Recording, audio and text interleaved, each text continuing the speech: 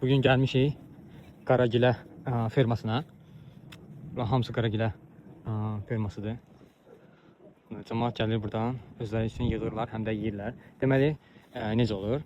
Girişdə orada giriş var, hansı ki orada pul ödəyirsiniz. 6 dollar, 10 dollar. Yəni nə qədər yığacağınızdan asılıdır. Yəni balaca şeylər 6 dollardır, böyük qablar isə 10 dollardır. Deməli, qabı doldurursunuz təkcə, ondan başqa isə nə qədər yeyə bilirsinizsə, yeyə bilirsiniz. Qaragilə də bilməyənlər, bu blueberry'dir adı. Çox dadlıdır, həm də xeyirli bir şeydir.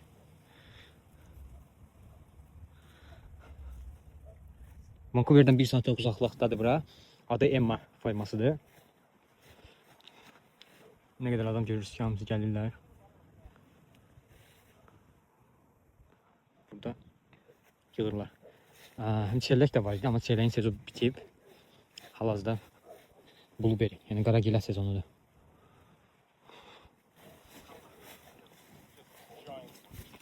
Bu mənim qabımdır. Buna təkcə 6 dollar vermişəm. Yəni düzdür, çox balacadır, amma ki əsas yığılmaq üçün gəlməmişəm, bura yemək üçün gəlmişəm.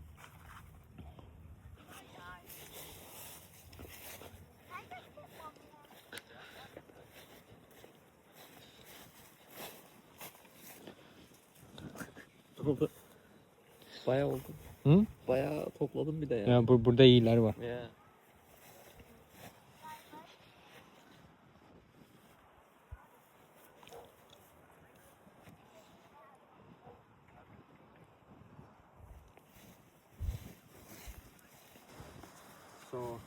Belə ki, baxın, bu qablara 10 dollar verilir.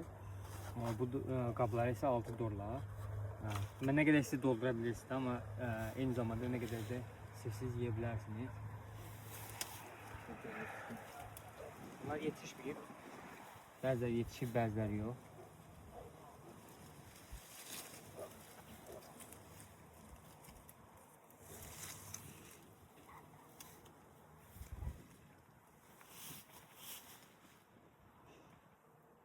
Çox dadlıdır.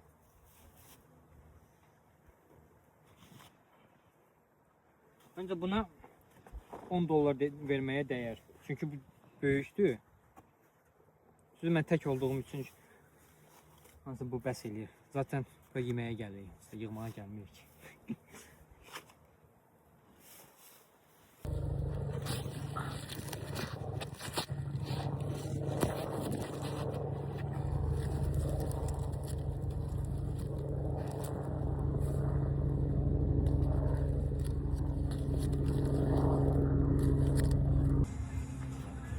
Evet, bu da yığdığımız blueberry'ler, Qaragilələr.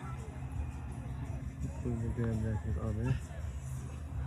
Arka planda da zəfəran bilmeyen hayvanlar.